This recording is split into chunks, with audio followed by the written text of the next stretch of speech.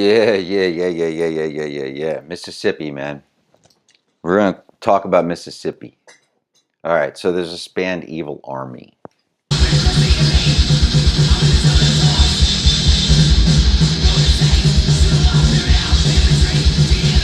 Anyways, yes, super catchy stuff.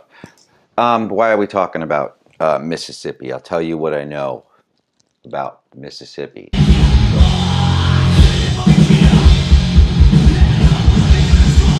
I got into like the Mississippi Delta stuff like 8 years ago because I wanted to find the earliest Riffsman in documentation. And just go with me on this one. We're going to detour for just a second. And then we're going to talk about Evil Army and what I know about him. But we're going to talk about, everybody thinks the first Riffsman here, Robert Johnson, right? Not quite. I mean, he's the 12 bar guy on the guitar. But, that led me to this, which is like, this is the realest shit you'll ever hear. I don't care what you got, the first Iron Monkey EP, and that's savage and desperate. And early, you got the I Hate God demo, this is pure desperation. But anyway, yeah, this is something else, surreal. But anyway, he records in 36. This is recorded in 1936, Mississippi. And then that led me going deeper. We're getting there, guys, hanging with Skip James. This dude's like Trey. He's like death metal. Like, he comes in with the death metal, right? He's like super fast, and he's earlier. He records in 30. Okay? Skip James. Pedaling, dude. Super fast. And then you listen to the live stuff, and it's even faster than the stuff he recorded. I don't know, man. But he's not the first. He's not. All leads to this man, Charlie Patton. He's born in 1888, right? And he records in 29.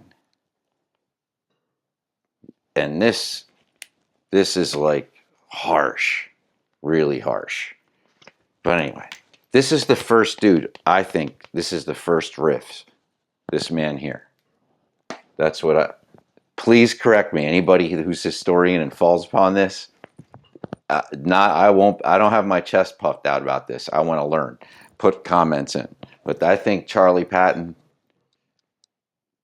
I think he's the OG Riffsman. But anyway, that leaves, we're going to fast forward to 2006 in Mississippi.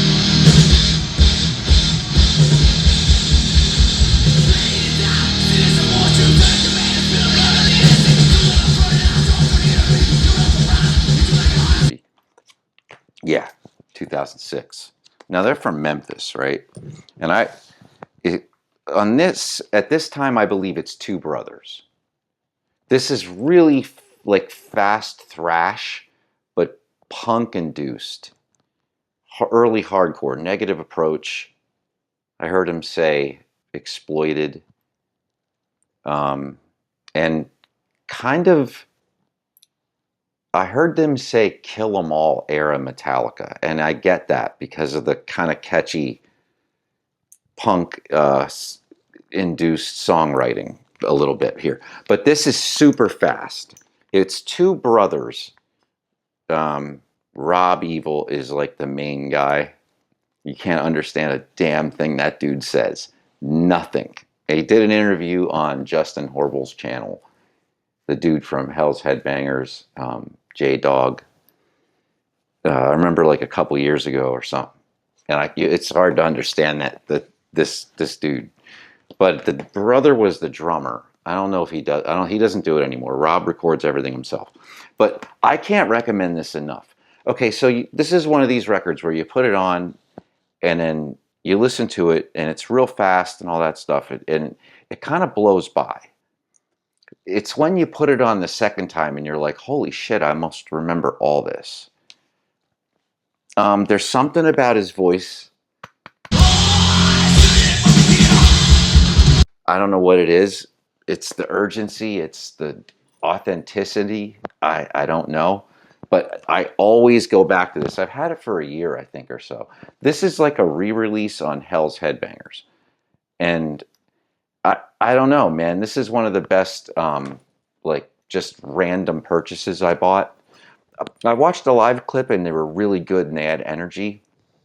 And then I bought this, not really knowing anything about it except for what I had seen live, because that's the test for me. And then I got that, and I can't really stop listening to it. They also, I don't know, they put this little wrap. I don't know what they call that, but this is what it all looks like. Sorry for the glare. You get lyrics. This is really nice, like, quality. It's the spine sticks out. You guys, vinyl guys, know what I'm talking about. When something has a definite spine, record labels should really focus on this, because this stuff sticks out, man. And it, in a sea of, records, a lot of guys like myself, you have a lot of records, you know.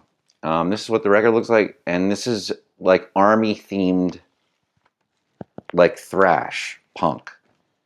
It's so real. It just, like I said, the songwriting's there. The guy knows how to write great, catchy, memorable songs. And they're not phoning in musicians either. Like, the leads are good, and he would even get a lot better. But this is my favorite work from him. There are a lot of, this is like the only LP that has, like, full length. They have, like, I'll quick show you this.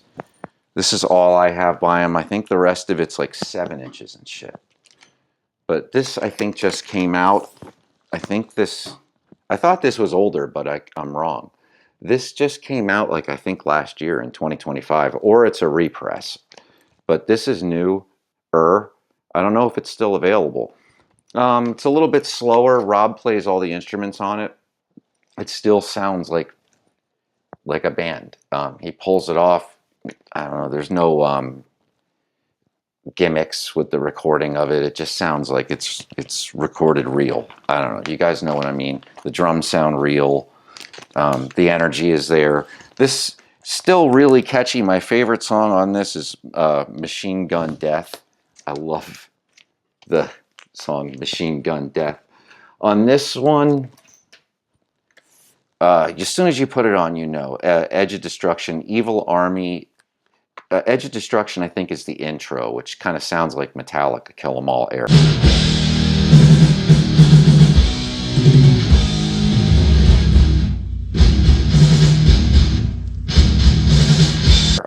But not ripped off. Sounds real, because it's an army-themed album. Kind of has that snare march thing going on in the intro there. Then it goes into the song Evil Army. Absolutely vicious as hell. Catchy as hell. Driven to violence, realm of death. Wrong approach.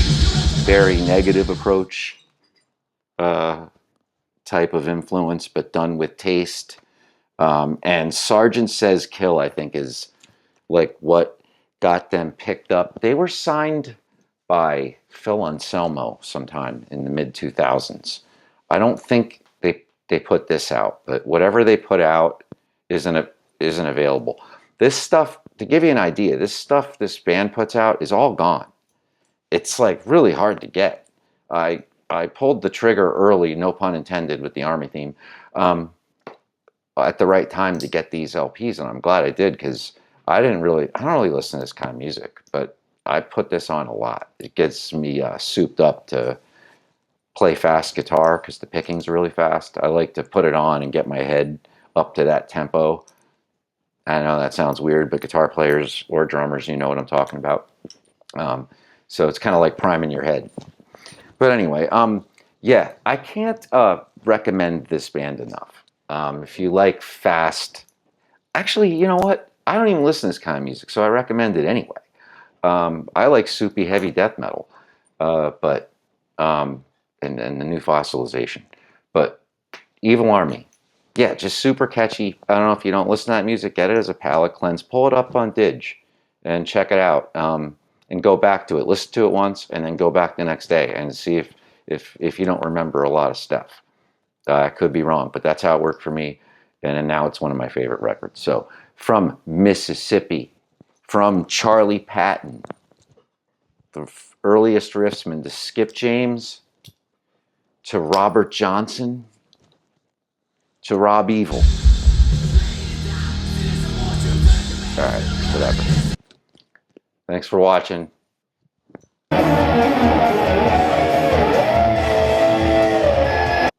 Shallow 666. Yeah.